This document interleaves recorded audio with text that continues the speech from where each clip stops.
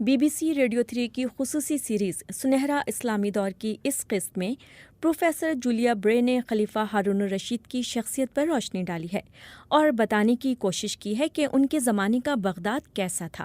ہارون الرشید کو ایک اچھے اور فن کی قدر کرنے والے حکمران کے طور پر یاد کیا جاتا ہے، تاہم اس بات کے بھی کافی شواہد ہیں کہ مستقبل کے بارے میں ان کی ناقص منصوبہ بندی خون خرابے اور افراتفری کا باعث بھی بنی۔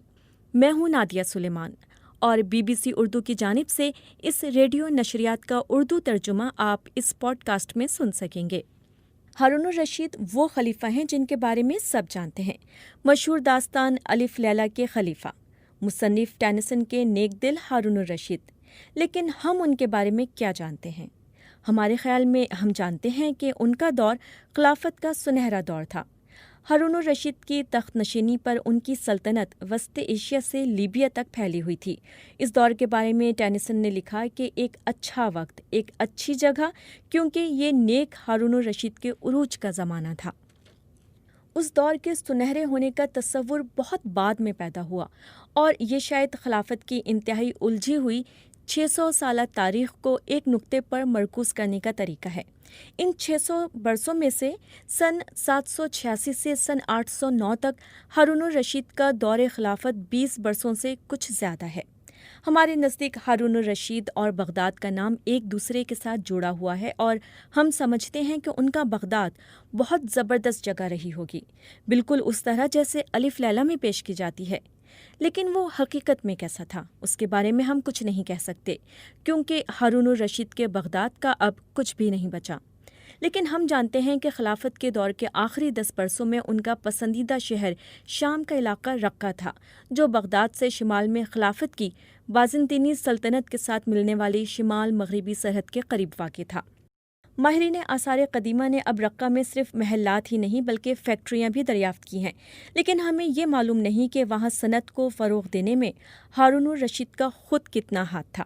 حقیقت یہ ہے کہ ہارون الرشید کے بارے میں ہم کہانیوں سے جو جانتے ہیں وہ اس سے مختلف ہے جو قرون وسطی کی تاریخ کی کتابوں سے ہمیں پتہ چلتا ہے، اور شاید جدید دور آثار قدیمہ کی دریافتیں ہمیں کچھ مزید نیا بتائیں۔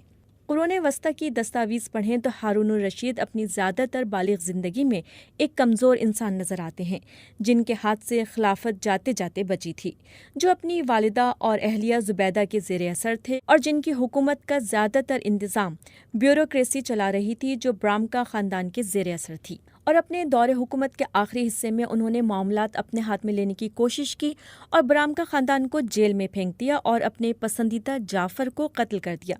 لیکن وہ مستقبل کی اچھی منصوبہ بندی نہیں کر سکے۔ وراثت کے باقاعدہ نظام کی عدم موجودگی میں انہوں نے خلافت کا عہدہ اپنے اور زبیدہ کے بیٹے امین کو اور آدھی سلطنت امین کے سوتیلے بھائی مامون کو دینے کا وعدہ کیا، جو ایک لونڈی کے بیٹے تھے۔ ان کی موت کے بعد دونوں بھائیوں میں جنگ چھڑ گئی اور بغداد کھنڈر کا نقشہ پیش کرنے لگا۔ مامون نے امین کو مروا کر تخت پر قبضہ کر لیا اور آئندہ کے لیے ایک مثال قائم کر دی۔ ان واقعات کی روشنی میں تاریخ کے کردار ہارون الرشید کی سیاسی میراث کو شاندار نہیں کہا جا سکتا، اور اگر ان کا سنہرا دور تھا تو وہ بہت مختصر تھا۔ ان کا اپنی عمر کی 40 کی دہائی میں انتقال ہو گیا تھا۔ لیکن داستان الف لیلہ کا ابدی کردار ہارون الرشید ایسے معلوم ہوتا ہے کہ ہارون الرشید کی موت کے کچھ عرصے کے بعد منظر عام پر آیا تھا۔ یہی وہ ہارون ہے جو ہماری یادوں میں زندہ ہے۔ وہ ان اچھے دنوں کی یادیں ہیں جو کبھی تھے ہی نہیں، لیکن شاید ہو بھی سکتے تھے۔ وہ پیار کرنے والے شوہر ہیں، ان کی بیوی بھی ان سے پیار کرتی ہے، زبیدہ نے، جو ذہین، سخی اور نیک عورت ہونے کے ساتھ ساتھ اپنے آپ میں صاحب حیثیت تھیں، ہر اچھے برے وقت میں ان کا ساتھ دیا۔ یہ ہارون الرشید آج بھی زندہ ہیں، اور صرف کہانیوں میں نہیں بلکہ طویل عرصے سے عرب ٹی وی چینلوں پر نشر ہونے والے ڈراموں میں بھی، جو یوٹیوب پر بھی دیکھے جا سکتے ہیں۔ قرون وسطی کی کہانیوں اور ٹی وی کے ہارون میں کچھ چیزیں مشترک ہیں۔ ہم تاریخ کے ہارون الرشید سے کہانیوں کے ہارون الرشید تک کیسے پہنچے، اور کیا وہ ایک ہی انسان ہیں؟ ان کی والدہ خیزران غلام کنیز تھیں، جن سے ان کے والد خلیفہ المہدی نے انتہائی غیر روایتی عمل میں انہیں آزاد کر کے شادی کر لی تھی۔ اس رومانوی آغاز کے بعد حالات خرابی کی طرف جانا شروع ہو گئے۔ المہدی کا کم عمری میں انتقال ہو گیا۔ ان کے خیزران سے 2 بیٹے تھے جنہوں نے باری باری خلیفہ بننا تھا۔ ایک اندازے کے مطابق دونوں کی عمریں 20 برس کے آس پاس تھیں۔ ان کے نام پیغمبروں پر رکھے گئے تھے، جو کہ اچھا شگون ہونا چاہیے تھا، لیکن ان دونوں میں ایک دوسرے کے لیے نفرت پیدا ہو گئی تھی۔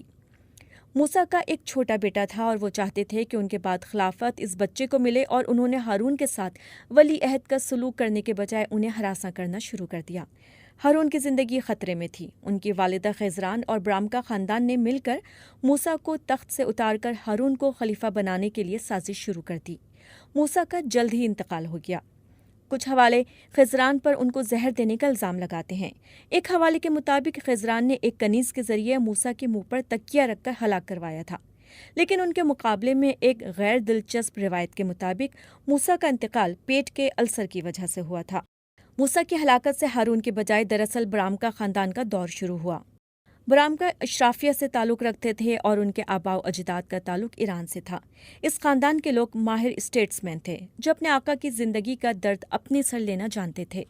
اس کے علاوہ وہ انتہائی دولت مند اور کھلے دل کے مالک تھے، اور وسیع پیمانے پر وفاداریاں خریدنا ان کے لیے مشکل کام نہیں تھا۔ برام کا خاندان کے ایک بزرگ یحییٰ ہارون کے استاد اور سرپرست بھی رہے۔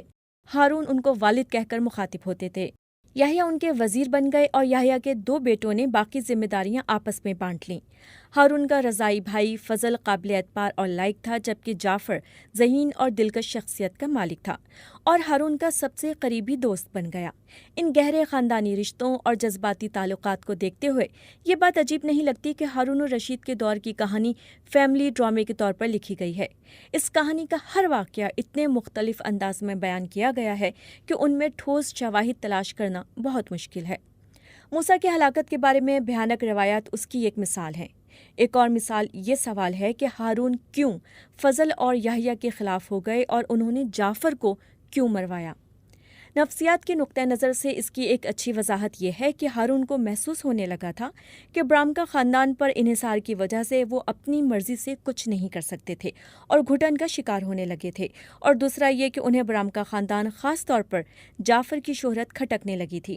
برام کا خاندان کے ساتھ اقتدار کی طویل شراکت داری کے دوران خلیفہ ہارون الرشید کے لیے ایک بڑا سیاسی پروجیکٹ اپنے بیٹوں کو اقتدار کی منتقلی کا تھا، لیکن یہ پروجیکٹ بری طرح ناکام ہو گیا۔